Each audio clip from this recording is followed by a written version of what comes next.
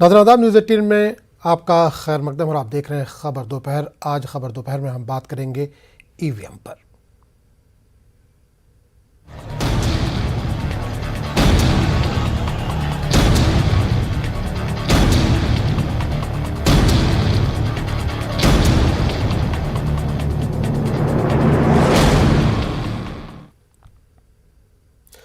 Uttar Pradesh assembly इंतखाबात के नतायज कल यानी 10 मार्च को आने वाले हैं। उधर रियासत में ईवीएम को लेकर फिर से सियासत शुरू हो गई है। समाजवादी पार्टी के सदस्य अखिलेश यादव और सुबह सपा के सरबराह ओम प्रकाश राजभर के वाराणसी में ईवीएम से भरी गाड़ी पकड़े जाने के दावे के बाद सियासी पारा चढ़ गया है। वाराणसी के पहाड़िया मंडी इलाके में समाजवादी पार्टी के कारकुनों ने ईवीएम स्ट्रांग रूम के बाहर धरना दिया। इसके साथ ही वाराणसी के जिला मजिस्ट्रेट कौशल राज शर्मा ने इस मामले में वजाहत दी। जिला मजिस्ट्रेट का कहना है कि वाराणसी की गिनती के अमले के लिए एक कॉलेज में ट्रेनिंग थी। इसके लिए 20 ईवीएम ले जाई जा रही थी। इसे एक छोटी गाड़ी में कुछ लोगों ने रोक लिया। इससे कबल अखिलेश यादव ने कहा था कि एग्जिट पोल ये तासुर देना चाहते हैं कि बीजेपी जीत रही है। ये जमहूरियत का आखिरी इलेक्शन है। उम्मीदवारों को बताए बगैर ईवीएम ले जाए जा रहे हैं। हर जगह ईवीएम पकड़े जा रहे हैं। हमने वोट दिया है, इसलिए अब हमें वोट बचाना है। ये जमहूरियत की आखिरी जंग है। अब तब्दीली ना आई तो आवाम को इनकलाब लाना होगा। उत्तर प्रदेश की रियासती इलेक्शन कमीशन ने अखिलेश यादव के इल्जामात के वाज़ेह तौर पर तरदीद की है। इलेक्शन कमीशन ने कहा है कि वीडियो में दिखाए गए ईवीएम को ट्रेनिंग के लिए ले जाया जा रहा था।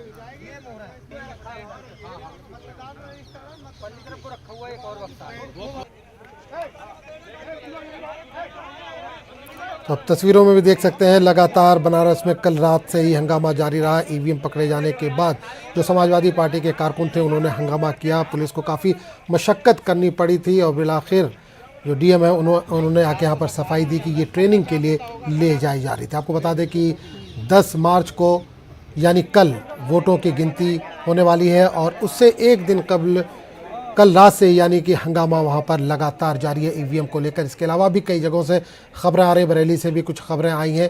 ईवीएम को लेकर फिर से सियासत उत्तर प्रदेश में इस वक्त शुरू हो चुकी है। हालांकि 7 मरहले के इंतखाबात हुए, इस दौरान कहीं से भी ईवीएम का जिक्र नहीं निकला। लेकिन जैसे जैसे मरहले ख़त्म होते गए, ईवीएम को स्ट्रांग रूम में बंद कर दिया गया। उसके बाद से इस तरह की खबरें आनी शुरू हुई हैं कि ईवीएम के साथ छेड़छाड़ की जा रही है, इन्हें बदला जा रहा है। लगातार समाजवादी पार्टी के जो कारकुन हैं वो चौकस हैं, लगातार वो नज़र बनाए हुए स्ट्रांग रूम पर। सख्त सिक्योरिटी हालांकि वहाँ पर है, उसके बावजूद इस तरह की खबरें आ रही हैं जिसको लेकर इलेक्शन कमीशन ने भी सफाई दी कि जिस तरह के इल्ज़ामात अपोजिशन लगा रहा है उस तरह की कोई भी बात नहीं है। ज़िला मजिस्ट्रेट जो वाराणसी के, उनका कहना है कि गिनती के अमल के लिए एक कॉलेज में ट्रेनिंग थी, जो अमला है उसको ट्रेनिंग दी जानी थी, जिसके लिए ये 20 मशीनें वहाँ पर ले जाई जा रही थी, जिसको समाजवादी पार्टी के कारकुनों ने देख लिया। लेकिन सवाल ये पैदा होता है कि कारकुनों का जो इल्ज़ाम है, उनका ये कहना है कि इसको छुपा के लेके जाया जा रहा था, बोरे के अंदर रख के लेके जाया जा रहा था। तो इस पूरे मामले पर बात करने के लिए हम सीधे रुख करेंगे लखनऊ का, जहाँ से हमारे नुमाइंदे तारिक कमर इस वक्त हमारे साथ जुड़ चुके हैं। तारिक, ईवीएम को लेकर, ईवीएम के साथ छेड़छाड़ को लेकर हर इलेक्शन के बाद जब वोटिंग का अमल मुकम्मल हो जाता है तो इस तरह की खबरें आनी शुरू हो जाती हैं। जो अपोजिशन पार्टियां होती हैं वो इस तरह के इल्ज़ामात लगाती रही हैं। फिर अखिलेश यादव ने इस तरह के इल्ज़ाम लगाया कि ईवीएम के साथ छेड़छाड़ हो रही है।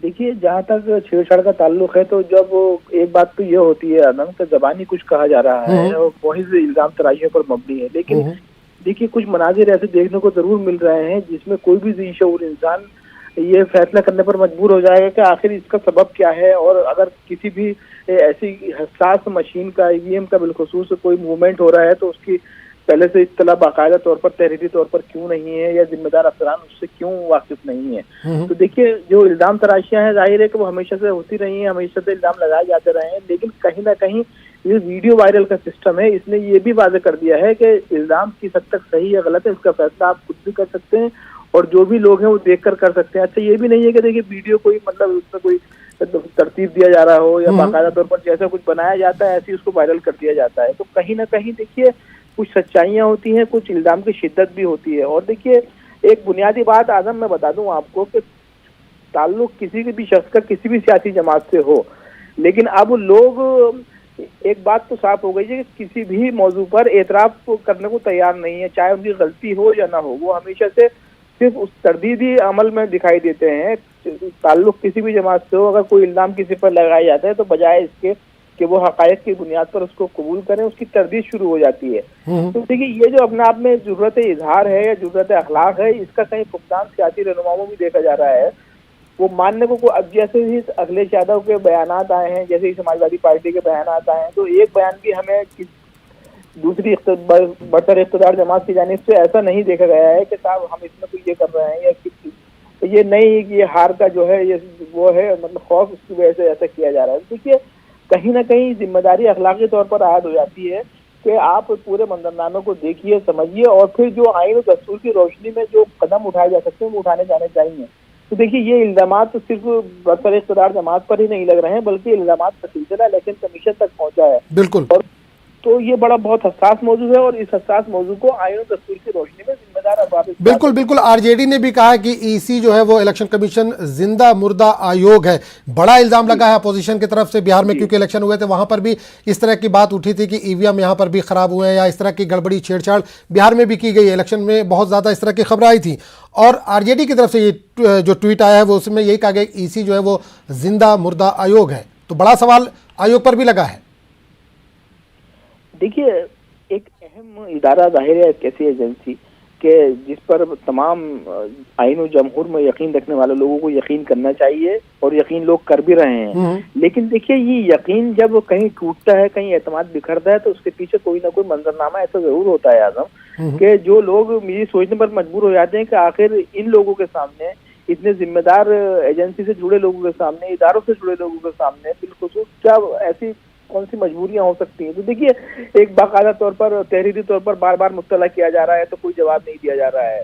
बाकायदा डेलीगेशन भेजने की बात की जा रही है तो कोई रद्द-ए-अमल सामने नहीं आ रहा है। तो देखिए, ये जो अपना मंजरनामा है, ये बताने के लिए काफी है कि अब हसास लोगों को किस सिमत में सफर करना है।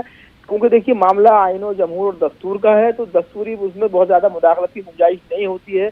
लेकिन इतना जरूर है कि कम से कम ये फरीजा बनता है इलेक्शन कमीशन का कि वो इन तमाम चीजों पर इजहार ख्याल करें और लोगों को मुतमईन करें। अगर बाकी लोग गलत इल्जाम तराशी कर रहे हैं तो उनको भी मुतनब्बे करें कि नहीं, ये मुनासिब नहीं है, और अगर बाकी कोई ज्यादती हो रही है तो उस बात में भी कोई पेशरफ्त होनी चाहिए आगे।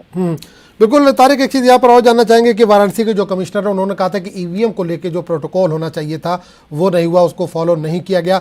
इसके बावजूद ईसी की तरफ से कोई एक्शन नहीं लिया गया। उन्होंने जबकि एक्सेप्ट किया कमिश्नर ने कि जो एक ईवीएम को लेकर प्रोटोकॉल होना चाहिए कि कब आएगी, कैसे जाएगी, किस हालत में जाएगी, कितनी सिक्योरिटी में जाएगी, इस तरह का जो प्रोटोकॉल होना चाहिए उसको फॉलो नहीं किया गया।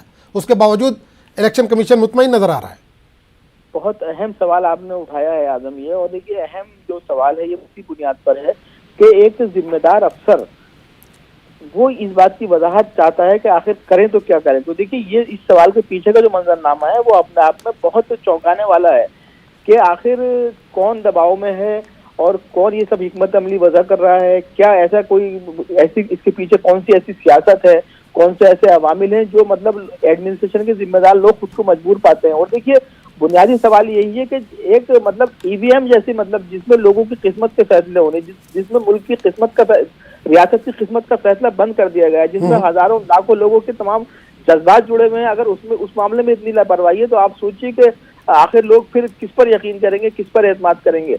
तो आपने देखा कि शुरू से लेके और इस आज के दिन तक यही कहीं ना कहीं ये एहसास जरूर है कि अब लोग ये सोचने पर मजबूर हो गए कि आखिर उनको अनदेखा क्यों किया जा रहा है, या उनकी बात क्यों नहीं सुनी जा रही है। ऐसी कौन सा प्रेशर है, कौन सा दबाव है, कौन सी मजबूरी है। बिल्कुल। तारिक हमारे साथ बने रहिए। नेहा शालिनी जो कि बीजेपी तर्जुमान हमारे साथ जुड़ी हैं, उनसे बात करेंगे। नेहा जी, 7 फेज में यूपी में चुनाव हुए, सब कुछ ठीक ठाक था, एग्जिट पोल जो आए वो भी आपके हक में, सारे एग्जिट पोल आपके हक में आ रहे हैं।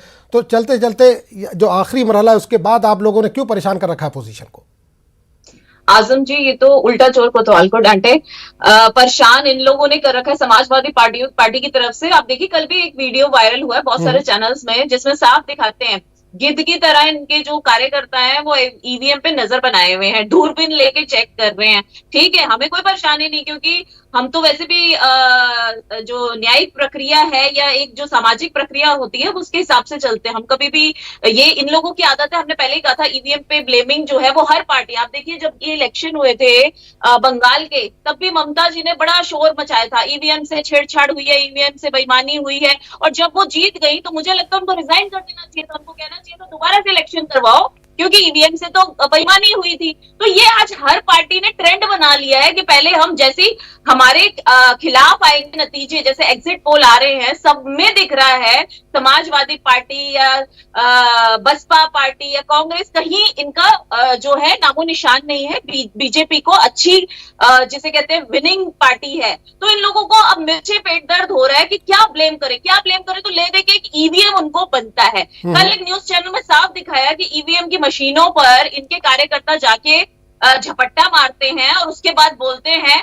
कि ये ईवीएम मशीनों के साथ छेड़छाड़ हो रही है, जला दो इन मशीनों को। अरे जलाने से तो आप सबूत मिटा रहे हो, अगर छेड़छाड़ हुई है तो उसको दीजिए ना, न्यायिक प्रक्रिया में दीजिए कि अगर इससे छेड़छाड़ हुई है तो मशीन में क्या गड़बड़ की गई है, ये तो जांच का विषय। और जांच के विषय में दूध का दूध पानी का पानी हो जाएगा किसने ईवीएम से छेड़छाड़ की है। तो ये सबूत मिटा के सिर्फ हल्ला बोलना चाहते हैं, सिर्फ ईवीएम नहीं, शालिनी जी ईवीएम पे ही नहीं, एग्जिट पोल पर भी अखिलेश ने सवाल उठाया कि आपने जो ये एग्जिट पोल में मार्जिन आया कि 300 सीटें आएंगी, 280 आएंगी या 300 प्लस आएंगी, आप लोगों ने मार्जिन ही इसीलिए इस पे रखवाया इतना कि आप लोग इस तरह के खेल कर सके।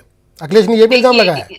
देखिए उनके इल्जाम लगाने से तो कुछ होता नहीं, यही मैंने कहा ना, ये एक ट्रेंड बन गया विपक्ष पार्टियों का कि चाहे आपने देख लिया अभी ममता बनर्जी के जो बंगाल के इलेक्शन हुए थे उसमें भी हर जगह इलेक्शन कमीशन को गालियां दी जा रही थी, इलेक्शन कमीशन बिका हुआ है, ईवीएम की मशीनों से छेड़छाड़ की गई, और जब रिजल्ट आया तो क्यों मुख्यमंत्री बन गए, ये बात समझ नहीं आती। कह रही थी कि नहीं ये तो छेड़छाड़ हुई है, क्योंकि इनको पता है इन्हीं के कार्यकर्ता, जो विपक्ष पार्टियां होती है उन्हीं के कार्यकर्ता छेड़छाड़ करते हैं, और उसके बाद उससे पहले हल्ला इसलिए बोलते हैं कि अगर कुछ ऊंच नीच होती है तो हम यही कहेंगे, देखा आपने कहा था ना कि ये पार्टी इसीलिए जीत रही है क्योंकि इन्होंने गड़बड़ की है ईवीएम में। तो ये जान के बिल्कुल। नेहा जी आपको रोकना चाहूंगा, दीपक पांडे जी हमारे साथ जुड़ चुके हैं। दीपक जी, बीजेपी का लगातार ये कहना है कि हार का ठीकरा अब आप ईवीएम पर फोड़ना चाहते हैं। हमेशा से देखिए ईवीएम पे हार का ठीकरा नहीं फोड़ रहे हैं, नेहा जी नहीं है, अभी इनको पता नहीं है। इनके पार्टी की बहुत ही वरिष्ठ नेता आडवाणी जी और इनके पार्टी के राज्यसभा सांसद जीवीएल नरसिम्हा राव ने मिलकर के ईवीएम के ऊपर किताबें लिखी हैं और उन्होंने ईवीएम के विरोध में बहुत सारे धरना प्रदर्शन दिए हैं, ठीक है, जब वो विपक्ष में हुआ करते थे। लेकिन आज सत्ता पक्ष में आ गए हैं, ईवीएम की कमी कहीं भी नहीं कर रही, कहीं भी ईवीएम गाड़ियों में पकड़ी जा रही है, कहीं कूड़े वाली गाड़ी में पकड़ी जा रही है, तो कहीं एसडीएम की गाड़ी में पकड़ी जा रही है। तो उसका विरोध अगर हम कर रहे हैं तो उसका जवाब इलेक्शन कमीशन को देना चाहिए, लेकिन उसका जवाब बीजेपी वाले और नेहा जैसे लोग दे रहे हैं। क्यों दे रहे हैं? क्योंकि इनके मन में कहीं न कहीं चोरी करने की ललक है, इच्छा है और ये करने की कोशिश कर रहे हैं। जब वो पकड़ी जा रही है तो ये सफाई के तौर पे पेश कर रहे हैं कि विपक्ष हार रहा है। हमने हारने की बात, तो हम तो पूर्ण बहुमत से सरकार बना रहे हैं, हमारे बहुमत को रोकने के लिए आप लोग चोरी करने की कोशिश कर रहे हैं। उस चोरी को पकड़े जाने पर स्वीकार कर रहे हैं, जैसे उस अधिकारी ने स्वीकार किया कि हाँ बनारस में गलतियां हुई हैं, वैसे आप लोग भी स्वीकार करो कि ईवीएम की चोरी करने की कोशिश कर रहे हैं, लेकिन हम लोग नहीं कर पा रहे हैं। नेहा जी स्वीकार करेंगे आप लोग चोरी करने की कोशिश कर रही हैं? यही तो हैरानी है, उल्टा चोर कोतवाल को डांटे। सीधा हम जीत रहे हैं और हमारी बहुमत से सरकार बन रही है। हर चैनल, हर न्यूज़पेपर, हर जो रिपोर्ट है, एग्जिट पोल यही दिखा रहे हैं। उसके बावजूद इनकी मिर्चें तो इनको और लग रही है ना, हमें तो कोई मिर्चें ही नहीं है। हमें तो पता है कि हम जीत रहे हैं, हमारे काम पे जनता ने वोट दिया है। इनको प्रॉब्लम है, मैंने आपको बोल दिया ना, ईवीएम जो आपके कार्यकर्ता, ईवीएम कोई नहीं पकड़ी जा रही। अरे देखिए बोल रहे हैं ये लोग, यहाँ बैठ के बोल रहे हैं ईवीएम पे जहाँ आप चिल्लाएंगे तो फिर आपका छोड़ दिया सच में बन जाएगा। आप झूठ बोलेंगे चिल्लाएंगे, इस सवाल का जवाब कौन देगा? आप चिल्लाइए लेकिन आपका झूठ सच नहीं बन जाएगा। इलेक्शन कमीशन साफ बोल चुका है। मैं आजम जी आपको इनको कहूंगी, या तो इनकी वॉल्यूम स्लो कर दीजिए या मैं बिल्कुल इलेक्शन कमीशन को जवाब नहीं देना चाहिए था। अगर इतना सा मामला हो रहा है, बरेली में बैलेट पेपर मिला है, आजमगढ़ में एक महिला की मौत हो गई जो सीसीटीवी कैमरे लगा रही थी बूथों पर, उसकी संदिग्ध हालत में मौत हुई है, बनारस में इस तरह की बातें हो रही है। बनारस में ये भी खबर आ रही है कि सुबह में चिप्स भी कुछ मिले हैं, पैकेट जो दवाओं के पैकेट होते हैं उसके अंदर जो ईवीएम में चिप लगते हैं वो वहां पर मिले हैं। तो इसका जवाब ईवीएम को देना, इलेक्शन कमीशन को देना चाहिए। जी देखिए, ये सारे जो घोटाले ये कर रही विपक्ष पार्टियां, ये समाजवादी पार्टी के कार्यकर्ता हर ईवीएम के सामने 10 से 15 लोग लगे हुए हैं और उसके बाद ये लोग खड़े हो जाते हैं यही जान के ऐसे सस्पिशियस, ये ऐसे काम करे जा रहे हैं ताकि लोगों को गुमराह किया जाए, दीपक जी नेहा जी को जवाब दे लेने दीजिए। अफवाह फैलाई जाए।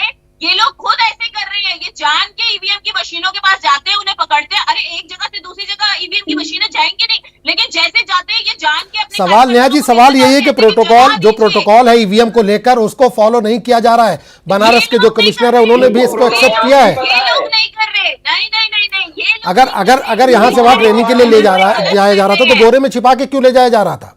ये इल्जाम ये लग रहा है आप पे। इलेक्शन कमीशन का नाम सुना है, कोई छेड़छाड़ नहीं हुई है, पता नहीं है कुछ चीज नहीं सीधे ये बात समस्या इसी चीज की है, नॉलेज नहीं है लेकिन जवाब देना है। ये यही नहीं पता प्रोटोकॉल ईवीएम का है कि अगर ईवीएम जा रही है तो शासन को वहां पे अधिकारियों को नियुक्त करना चाहिए, वहां पे इन्फॉर्म करना चाहिए, जितने भी विपक्षी दल है और जनता इनको बाहर निकाल के फेंकेगी इसी डर से जान के ईवीएम के ऊपर ब्लेम कर रहे हैं। जबकि सत्य यही है, ईवीएम के साथ कोई छेड़छाड़ नहीं हुई, ईवीएम के ऊपर कोई उंगली नहीं उठा सकता। लेकिन विपक्ष पार्टियों का हमेशा रहा है कि ये लोग झूठे हैं और ये हार रहे हैं। ईवीएम छेड़छाड़ की तो बात नहीं हो रही है, यहाँ पे बात हो रही है ईवीएम कहाँ से आई वो, जब आपने हाथ नेहा जी सवाल ये हो रहा है कि ईवीएम आई कहाँ से? 20 ईवीएम जो पकड़ी गई वो आई कहाँ से? सवाल ये समाजवादी पार्टी की तरफ से आ रहा है। समाजवादी पार्टी ही ये सब करवा रही है अपने गुंडों के जरिए, जहाँ से ईवीएम की झूठी मशीनें। ऐसे लोगों के साथ क्यों बैठा देते भाई? ये लोग झूठ फैलाते हैं, ईवीएम की मशीनों के ऊपर पॉइंट आउट करते हैं, जबकि सत्य यही है कि जब हार का डर इन्हें सताता है तो ये ईवीएम को ब्लेम करते हैं। नहीं, ये तो नया नहीं है नेहा जी, ये तो नया नहीं है ना। एलके अडवाणी ने सबसे पहले 1998 में इस पर सवाल उठाया था। बिल्कुल, ईवीएम पर सवाल आपकी तरफ से सबसे पहले उठाया गया था। अगर अपोजिशन अब उठा रही है तो आपको क्यों दिक्कत है? नहीं तो आप ऑपोजिशन हमेशा उनका हर जिसे कहते हैं उस वक्त अपोजिशन में आपने सवाल उठाया था। हमने हमारे एक लीडर ने उठाया था, उसके बाद से आप मुझे आज तक का इतिहास बता दीजिए कि किसने सवाल उठाए। लेकिन किताब पढ़ी हर इलेक्शन में काम है, कभी ईवीएम के ऊपर जो लिखी गई है किताब के ऊपर गड़बड़ हो रही है तो समझ आता है ईवीएम में गड़बड़ लगी थी है, और अगर लगती है तो मुझे लगता है कि बंगाल के इलेक्शन फिर हमारे थे जान के फिर ममता बनर्जी। अच्छा दीपक जी एक सवाल आपसे है, अगर एग्जिट पोल के जो एग्जिट पोल जो बताया गया उसके बरखिलाफ आप जीत जाते हैं या समाजवादी पार्टी की सरकार बन जाती है तो उसके वक्त भी क्या ईवीएम पर सवाल उठेगा या मुतमईन हो जाएंगे? सवाल नहीं उठा रहे, मैं आपको एक बात बताना चाहता हूँ, दर्शकों को बताना चाहता हूँ, हम लोग ईवीएम पे नहीं सवाल उठा रहे, आप प्रक्रिया पे सवाल उठा रहे हैं, चुनाव आयोग पे सवाल उठा रहे हैं, और जो ईवीएम पकड़ी जा रही है उस पे सवाल उठा रहे हैं। उत्तर प्रदेश में चुनाव है, आज कल के वहाँ पे काउंटिंग हो गया है और ईवीएम का इतना बड़ा नेहा जी एक मिनट दीपक जी को बोल लेने दीजिए, उसके बाद मौका मिलेगा आपको भी। अगर ये गलती से भी जीतते हैं जो कि नामुमकिन है तो दोबारा चुनाव करवाने जाने चाहिए। बोलेंगे अभी नहीं बोलेंगे इनके मुंह में दही जम जाएगा। आप झूठे इंसान है। आप दोबारा चुनाव कराने की तो बात छोड़ो, आप लोग सही ईवीएम की रखवाली करवाते हैं, कहीं पूरे वाली गाड़ी में पकड़ी जा रही है, कहीं एसडीएम की गाड़ी में पकड़ी जा रही है, कहीं डब्बों में पकड़ी जा रही है, कहीं नहीं कराओगे, कहीं पत्तियां पकड़ी जा रही है। पहले ये सुरक्षा सुनिश्चित करवा लीजिए सरकार उत्तर है, हम लोगों को सुरक्षा करनी पड़ रही है। अच्छा नेहा जी एक सवाल आपसे है कि आम चुनाव जब हुए थे आम आदमी पार्टी ने ये इल्जाम लगाया था कि बनारस में जितने वोट कास्ट किए गए वोटिंग मशीन में उससे ज्यादा वोट निकले। उन्होंने भी इस तरह के इल्जाम लगाया था। बनारस में इस तरह की चीजें क्यों हो रही हैं? किस आम आदमी ने लगाया था बताइए? आम आदमी पार्टी ने इल्जाम लगाया था कि आम चुनाव में जो वोटिंग पड़ी है, जितने वोट पड़े हैं उससे कई गुना ज्यादा वोट वहां पर मशीनों में निकले हैं। कहां से वो निकले वोट? क्या ईवीएम में उस वक्त भी छेड़छाड़ हुई थी? आजम जी, जो आप विपक्ष पार्टियों की बात बता रहे हैं तो विपक्ष पार्टियां तो आरोप ही लगाएंगी। कब उन्होंने सही नहीं टोटल करने में जो इलेक्शन कमीशन ने तादाद बताई थी कि इतने वोट यहाँ पर कास्ट हुए, इतने वोट यहाँ पर पड़े, उससे ज्यादा वोट निकले थे वहां पर। देखिए ये सारी साजिशें करी जाती है और विपक्ष पार्टी के द्वारा झूठ फैलाया जाता है, सिर्फ और सिर्फ झूठ की बुनियाद पे वो ये शोर मचाते हैं। उनके ऊपर कोई तथ्य नहीं है, उनके ऊपर तथ्य ही नहीं होते, उनके पास तथ्य नहीं होते, प्रूफ नहीं होते, और जब हार रहे होते तो ईवीएम का रोना होते हैं। जनता समझ चुकी है, जनता समझ चुकी है। आडवाणी जी ने एक बार कहा था कि एक बार किसी नेता ने बोला कि ईवीएम के साथ छेड़छाड़ हुई है, उसके बाद से आज तक हम लोगों ने बोले, लेकिन इन लोगों का हर इलेक्शन में होता है, इन लोगों का हर इलेक्शन में ईवीएम का रोना होता ही है। अरे भाई कोई कभी नहीं, रोने की शुरुआत तो बीजेपी ने की इस पे, बिल्कुल नेहा जी, रोने की शुरुआत तो बीजेपी ने की। बहरहाल दीपक जी, एक सवाल आपसे करना चाहूँ, क्या इलेक्शन कमीशन हुकूमत के दबाव में काम कर रहा है?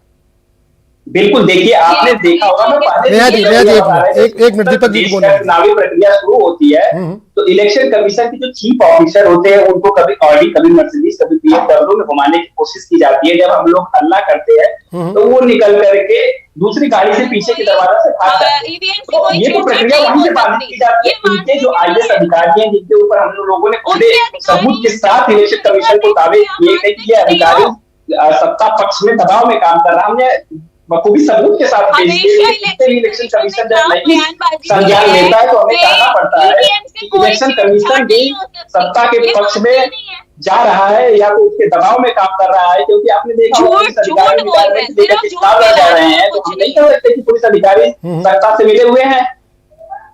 जब पुलिस अधिकारी नौकरी में रहते हुए चुनाव लड़ने के लिए चुनाव लड़ जाता है, इलेक्शन कमीशन की क्या हसरत नहीं हो सकती, किसी अधिकारी की हसरत नहीं हो सकती, या किसी IAS अधिकारी की हसरत नहीं हो सकती, किसी सचिव की हसरत नहीं हो सकती। तो ये लोग मिले हुए हैं सब लोग, और इस पे हम सवाल उठा रहे हैं तो बीजेपी क्यों जवाब देने आ रही है? मेरा सबसे बड़ा सवाल यही है, बीजेपी क्यों आ रही है, बीजेपी क्यों नहीं सवाल उठा रही है कि ऐसे भी? बिल्कुल नेहा जी, सवाल इलेक्शन कमीशन से अगर है तो बीजेपी इसका जवाब क्यों दे रही है? कमिश्नर ने जब कहा कि प्रोटोकॉल में गड़बड़ी हुई है तो इलेक्शन कमीशन को कुछ एक्शन लेना चाहिए तो उस पर स्टेटमेंट दे चुका है। आजम जी, ये तो आप यहाँ पर बैठ के ये लोग तो झूठ बोल रहे हैं, आप भी इनकी हाँ में हाँ मिला रहे हैं, मुझे नहीं समझ आता। इलेक्शन कमीशन आप अगर सच्चाई से बात करेंगे तो आपको झूठा कहा दिया जाएगा। बिल्कुल, कमिश्नर ने ये बोला कि प्रोटोकॉल की गलती हुई है। नेहा जी, शोर मचाइए जो मर्जी कीजिए, लेकिन झूठ बनारस के कमिश्नर ने ये बोला है कि प्रोटोकॉल की गलती हुई है। आपका झूठ सच नहीं बन जाएगा। हमेशा इलेक्शन कमीशन ने साफ किया है कि ईवीएम बाकायदा लेटर है मैडम की प्रोटोकॉल की गलती हुई है, जिस तरह से ईवीएम को जाना चाहिए तो उस तरह से नहीं। डेमो तक दे चुके हैं कि ईवीएम से छेड़छाड़ नहीं हो सकती है। नहीं, फिर डेमो के बाद आपने कहा कि नहीं, आम आदमी पार्टी ने तो बाकायदा इसके लिए चैलेंज किया था कि आइए हम छेड़छाड़ करके दिखा सकते हैं। आम आदमी पार्टी भी विपक्ष पार्टी है ना। अब पंजाब में अगर वो गलती से जीत जाएंगे तो वो रिजाइन कर दे, कहे कि ईवीएम से छेड़छाड़ हुई है, पर नहीं। लेकिन पंजाब में तो ईवीएम में कोई इस तरह का मामला नहीं आया, वहाँ पे भी कल काउंटिंग है। पंजाब में आम आदमी पार्टी आ रही है तो वहाँ पे कहीं ईवीएम ट्रकों में SDM की गाड़ी में गाड़ी में घूमती नहीं है क्या? मेरा ये सवाल है, पंजाब में कहीं कार में गाड़ी में किसी भी तरह की गाड़ी में घूमती हुई मिली नहीं मिली? नहीं हो सकती, वो डेमो तक दे चुके हैं और बार बार अधिकारियों की तरफ से यही स्पष्ट किया गया ईवीएम से छेड़छाड़ नहीं हो सकती। इन लोगों पंजाब का आपने जिक्र किया, क्या पंजाब में आपके पास खोने के लिए कुछ बहुत ज्यादा नहीं है शायद, इसलिए आप वहाँ पे इस तरह की बातें सामने नहीं आ रही हो? ये तो कोई बात नहीं हुई कि वहाँ बोलने के लिए कुछ नहीं, वहाँ बताए ना, बोलते क्यों नहीं SP वाले? वहाँ एग्जिट पोल जो बता रहे हैं वो भी झूठे हैं, फिर वहाँ जो एग्जिट पोल जो भी कह रहे हैं वो भी झूठा हुआ है। ईवीएम बिका हुआ है, इलेक्शन कमीशन बिका। प्रॉब्लम ये है, जहाँ इनको हार का डर हर विपक्ष पार्टी को होता है, वहाँ ईवीएम पे ब्लेम करना इनकी फितरत हो चुकी है। जनता समझ चुकी है, जनता इनको नकार चुकी है। अब ये ईवीएम जितना मर्जी करते रहे, 10 रिजल्ट कल आ जाएंगे इनके सामने और हमारी प्रचंड बहुमत से सरकार बन रही है। दीपक जी, हार का डर सता रहा है आपको? देखिए, हार का डर ये सता रहा है जो ईवीएम ट्रकों में पूरे वाली गाड़ियों में लेकर घुमावा रहे हैं अधिकारियों से। इनको पता है जनता ने लगा दिया है, अब ईवीएम ही सहारा बचा है। ठीक है, तो ये कोशिश कर रहे हैं कि कहीं हमारा बी प्लान जो ईवीएम वाला है वो काम कर जाए। उसके लिए ये लोग मतलब देखो होता नाक तक का जोर लगा दिए हैं, लेकिन हम लोग कामयाब नहीं होने देंगे। हम लोग लेके बैठ गए, अभी लोग आके दिखाएं, आए ईवीएम लेकर के पास, हमने सारे सर्वे दिखा रहे हैं कि हम ठीक ना, सबको हमने खरीद रखा है। उत्तर प्रदेश में सरकार बनने जा रही है, उत्तर प्रदेश वासियों को आज ही बधाई दे देता हूँ। कल समाज उत्तर प्रदेश के सर्वे को आप एक्सेप्ट कर रही है, तो क्या पंजाब के सर्वे को भी एक्सेप्ट कर रही है? बिल्कुल कर रही हूँ, मैं तो बोल रही हूँ कि पंजाब में कितनी सीट आ रही है? हमारी जो है कम से कम 14 से 15 सीट जरूर आएंगी। हम ये नहीं कह रहे हम वहां जीत रहे हैं, लेकिन अगली बार हमारी ही सरकार बनेगी, ये मैं आज दावे के साथ यहाँ पर बैठ के कह रही हूँ और आप देख भी लीजिएगा। लेकिन हमें झूठ बोलने की इन लोगों की तरह आदत नहीं होती कि जहाँ हार भी रहे हो अगर नहीं हम तो जीत रहे हैं, हम तो जीत रहे हैं। सच बोलना एक अच्छे लोकतंत्र की निशानी है। आप यहाँ बैठ के टीवी पे अगर झूठ बोलेंगे, आप कहते हैं न्यूज 18 का सर्वे झूठा है, आप कहते हैं डी न्यूज का सर्वे झूठा है, आप कहते हैं इंडिया टुडे का सर्वे झूठा है, CNN का सर्वे झूठा है, मैं कहती हूँ हर चैनल का सर्वे झूठा है, इनका सर्वे बस सच्चा है, इनकी बातें सच्ची हैं। तो जो सर्वे नेहा जी एक सवाल, बीजेपी को भी जब ऑब्जेक्शन है ईवीएम पर, अपोजिशन को भी ऑब्जेक्शन है ईवीएम पर, तो बैलेट पेपर से क्यों नहीं चुनाव करा दिए जाए, क्या दिक्कत है उसमें? बैलेट पेपर पे सब जनता जानती है कि समाजवादी पार्टियों ने पहले कैसे बैलेट पेपर पे लोगों को कैसे मार मार के झूठे जो साइन कर करके झूठी वोटिंग होती थी, इसीलिए बैलेट पेपर बंद किया गया है। बैलेट पेपर बंद किया, वही चीज डिजिटल में हो रही है, डिजिटल वही चीज अब डिजिटल में हो रही है, वही इल्जाम लग रहा है आपसे। आजम जी यही तो गलत बात है। इलेक्शन कमीशन इनको डेमो भी दे चुका है, सारे मीडिया को भी डेमो दे ये चुका है। आरोप लगाया है तो सही है और हम लोग सच्चाई बताए तो गलत है। ये आरोप लगाए तो सही है और सच्चाई का आईना दिखाए तो गलत है। वाह भाई क्या बात। लोकतांत्रिक देश में एक प्रक्रिया होती है, अगर ये लोग उस प्रक्रिया को फॉलो नहीं करना बोल रहा है कि आपसे गलती हुई है, विश्वास नहीं उसको ये लोग कर रही है, नहीं मानने को तैयार ही नहीं है। हमें तो मतलब समस्या इस चीज की है ना, विश्वास है हम पे, हमें विश्वास है जनता पे। अब तेल लेने गए एसपी और बीएसपी ये सब जो मर्जी कर। नहीं, जिम्मेदारी तो उस वक्त भी इलेक्शन कमीशन की होती है, अगर बैलेट बॉक्स या बैलेट पेपर का इस्तेमाल होता है तो सिक्योरिटी है या बाकी जो जिम्मेदारियां वो भी इलेक्शन कमीशन की होती थी तब भी, तो उस वक्त गड़बड़ी कैसे होती थी? क्यों नहीं विश्वास कर रहे हो आप लोग? जब इलेक्शन कमीशन बार बार ये स्टेटमेंट दे चुका है, आपको प्रूफ दे चुका है, हर मीडिया चैनल को दिखा चुका है कि बताओ कैसे बेईमानी, बताओ तो सही कैसे हो सकता है। प्रॉब्लम यह है कि आप लोग सच स्वीकार नहीं करना चाहते, आप लोग मतलब बिल्कुल। चलिए बहुत बहुत शुक्रिया नेहा जी आपका भी, और दीपक जी बहुत बहुत शुक्रिया। जाहिर सी बात है कल वोटों की गिनती का अमल शुरू होगा और आज एक दिन पहले ही जो ईवीएम का जिन है दोबारा बाहर आ गया है। अपोजिशन इल्ज़ाम लगा रही है कि बीजेपी इस तरह की छेड़छाड़ कर रही है, ईवीएम के साथ छेड़छाड़ कर रही है, कई जगह ईवीएम पकड़े भी गए, उसको लेकर तस्वीरें भी खूब वायरल हो रही है। बहुत बहुत शुक्रिया आप दोनों मेहमानों का। तो नाज़रीन, कोरोना वबा के दौरान बाहमी इमदाद और इंसार का जज्बा मुस्तहकम हुआ है। मुल्क इस वबा से मुत्तहिद होकर मुकाबला कर रहा है। टीकाकारी के ऐलान के बाद हम बेहतर ताउन करें जिससे हम कोरोना को मात देने की जानिब कदम बढ़ा सकें। नेटवर्क की टीम इस मुहिम में हर कदम पर आपके साथ रहेगा। जब तक सभी महफूज नहीं तब तक कोई महफूज नहीं होगा। इसी सोच की बुनियाद पर हमारी मुहिम संजीवनी का मकसद ये यकीनी बनाना है कि वैक्सीन पाना सभी हिंदुस्तानियों का हक है।